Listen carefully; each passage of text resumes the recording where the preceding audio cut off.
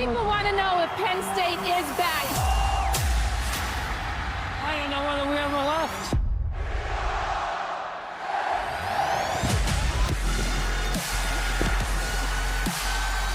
Here they come with the option. Robinson, touchdown.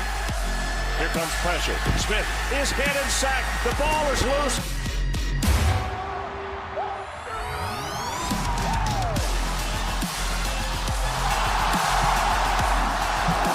Everybody's got days they look forward to each year. For most, it's birthdays, anniversaries, holidays, vacations. But if you live in State College, Pennsylvania, this is the day that you've got circled on your calendar. The whiteout football game at Beaver Stadium, and this might be one of the most anticipated additions that we've ever seen. Number 3, Penn State.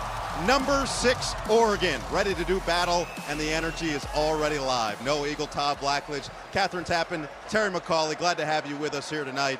This has become a bucket list item for sports fans. Forget college football. If you are a sports fan, you've got to experience this. Now look, I admit, I'm a little bit biased, right? But I think Penn State has the best student section in the country, and I think this whiteout, particularly at night, is the greatest spectacle in all of college football. And then you throw in the fact, number 3 and number 6, it is just added drama to what promises to be a pretty magical night. It's a big game, and big game wins have escaped head coach James Franklin, as well as his quarterback Drew Aller. In his 3rd year as a starter, here's another opportunity for him. Yeah, I mean, Penn State's got all the ingredients, the veteran players, the coordinators, to make a run in a championship, starting with their 3-year starting quarterback Drew Aller. He's been magnificent as he's gotten better from year to year as a starter, but one thing has eluded him. He has not played his best in the biggest games. He is 0-5 against teams ranked in the top 6. Tonight, he can flip that script, and he can change the narrative for himself and for his team and make a huge statement to the rest of the college football world. These two teams played less than 300 days, 294 days ago in the Big Ten Championship. It was an 8-point win for Oregon. Similar team that we're going to see for Penn State out there. Very different look for the Ducks, and it's going to start with their man under center, Dante Moore. Yeah, and unlike the 2 quarterbacks who started at Oregon before Dante, they were both well-traveled, well-seasoned guys. Dante only had 5 starts coming into this year, but nobody in college football has played better through the first 4 weeks of the season than Dante Moore. Tonight, he will get challenged. He's a very poised guy, and that poise will get put to the test by this crowd. How does he handle the noise? How does he handle communication in the huddle at the line of scrimmage? And also, how does he handle when this Penn State defense, which is one of the best in the country, creates some negative plays against his team? We've heard about whiteout energy. You can already feel it. And for more, we go to KT. That you certainly can. It's one of the most revered and feared traditions in all of college football, and it's tonight Penn State's 18th official whiteout game here at Beaver Stadium. Now, the Nittany Lions are 11-6 all-time in the whiteout, and they've won the last 6 matchups since 2019. The whiteout dates back to 2004 when the Penn State Athletic Department challenged the student section to show up in all white against number 9 Purdue. The Nittany Lions lost, but more importantly, a tradition was born. A year later, they upset number 6 Ohio State, the first win in front of a student section wearing all white.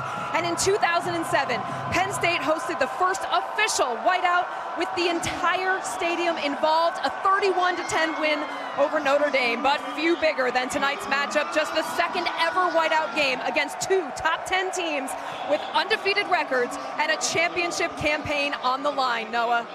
KT, the lore is legit. This is the highest ranked matchup in whiteout history, and it should be a classic. A huge night in college football ahead from State College on NBC.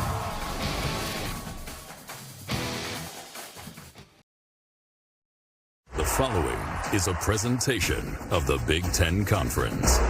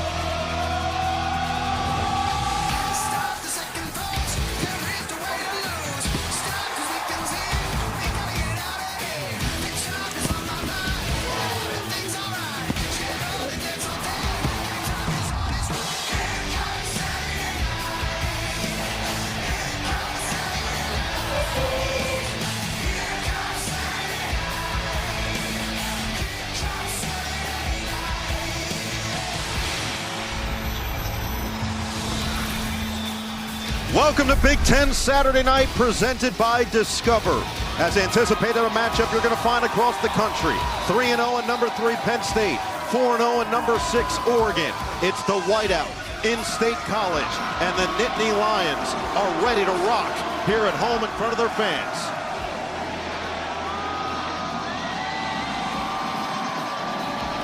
James Franklin leading his team, looking for a big win over a top 10 opponent. Pom-poms in the air, Dante Moore in Oregon, ready to spoil it, but here come the Nittany Lions.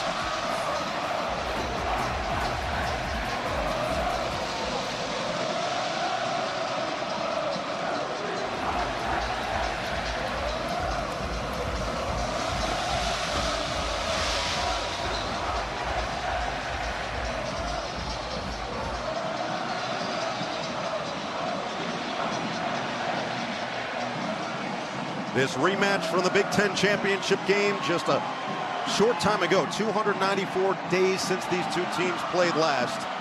And Penn State out here off of a bye week, 3-0 record, trying to go out there and do what they failed to do the last couple of years under James Franklin with that man under center. Drew Aller trying to win a big game against a top 10 opponent.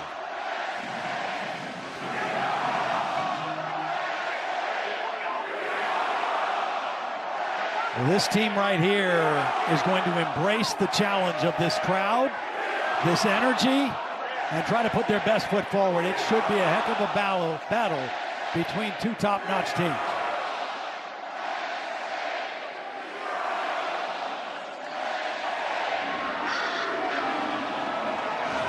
Dan Lanning loves these atmospheres. You can see the smile.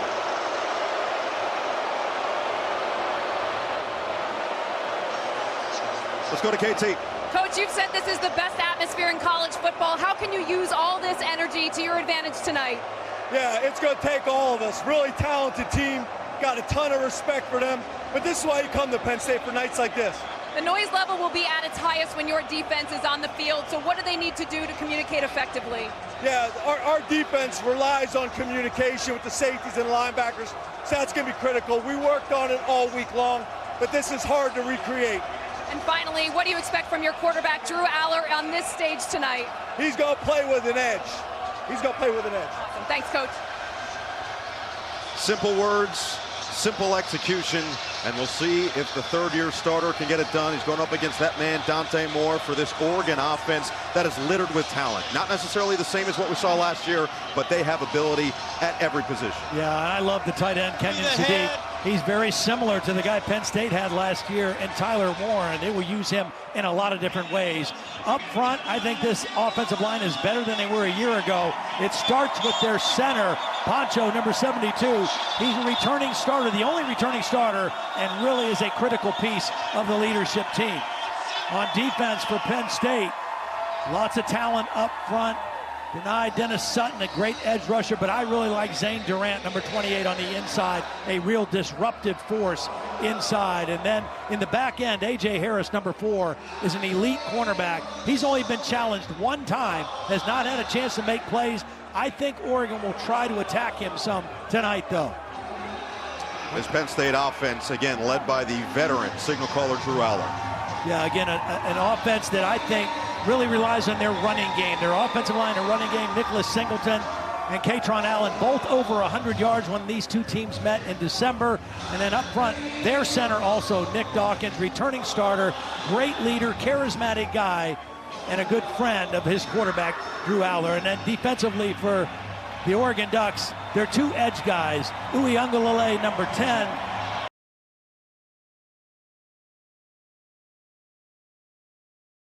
Tuioti, number 44, are excellent, and Bryce Betcher, the middle linebacker, a hitting machine. All new secondary, all new starters. Dylan Thieneman, a transfer from Purdue at safety, is one of their outstanding leaders, one of their leading tacklers so far in the 25 season. Well, Penn State won the toss. They have elected to defer. We will see Dante Moore in this offense first. And if you think about the great moments in whiteout history, of course you think about 2019. Michigan and Shea Patterson running out, having to call a timeout before they snap the ball for the first time. We're going to see how this young man handles this atmosphere right off the rip. Well, and like James Franklin said, you can't replicate this. You can pump in crowd noise, you can walk around campus with a headset with noise, but it still is not the same as this. And so for Dante Moore, it's getting the plays called in the huddle. How do you get the count called at the line of scrimmage? What kind of silent count operation do you have? And try to neutralize the crowd the best way you can. We will hear the song Mo Bamba out of this kick. Noah Whittington missed the last 2 games. He is back and ready to start us out as Wosu will send it deep. Dan Lanning said, based on how this game goes, that song might become his favorite song after tonight. We're going to find out very quickly. Penn State and Oregon, the 18th full stadium whiteout here in State College. We are all set for action. Wosu will send us into the night.